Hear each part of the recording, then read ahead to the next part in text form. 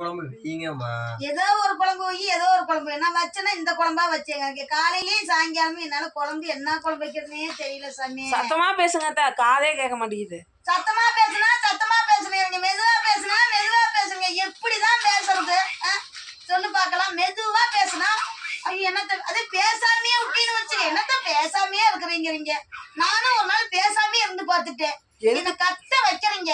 எதுக்கு இப்ப இப்படி கத்திட்டு இருக்கீங்க? என்ன சொன்னேன்? சத்தமா பேசுங்கன்னு தான் சொன்னேன். சத்தமா பேசுனா மெதுவா பேசுறீங்க.